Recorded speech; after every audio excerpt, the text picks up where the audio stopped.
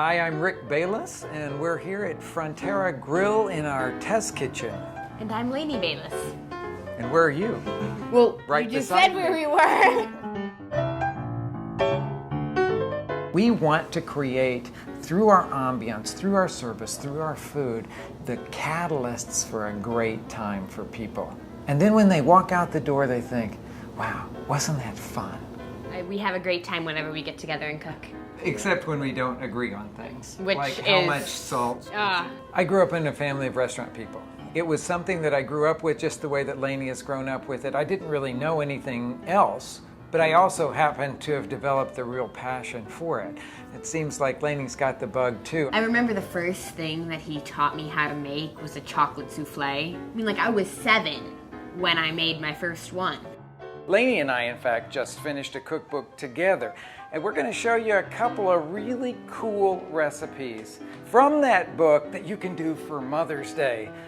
Why don't you take it away? Now, I'm going to be making Bob's Dutch Baby. Some people may ask, who's Bob? Bob's our friend that we met in North Carolina. He made us this great thing. We didn't even know what it was. It was a thing to us. And he called it a Dutch baby. What it is, it's like this huge oven pancake.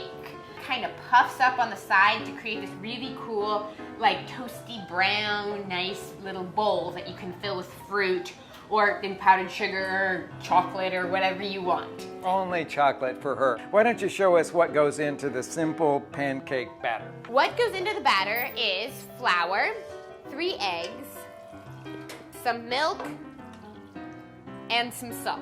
So just beat that up, and it's going to be like super liquidy. You're going to be surprised at how liquidy this batter is. What's the next step? You're just gonna pour this into the really hot butter that you've put in the oven and melted This till is it's the cool nice part. and golden brown. Lots of butter. Lots and lots. This is of 5 butter. tablespoons of butter, and it's got to be super hot when you do this part of it, and just scrape all of that batter into the hot browned butter. We're going to put it into a 450 degree oven. I mean, really hot oven. And here is the magic of television.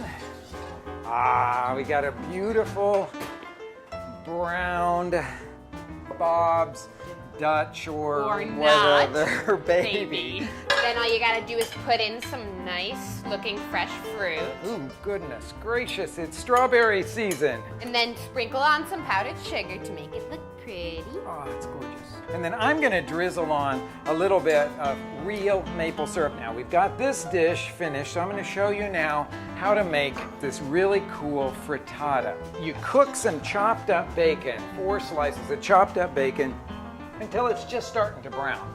And then we put in 4 potatoes, and then you cook it for 8 minutes. Now, this is a dish we call what?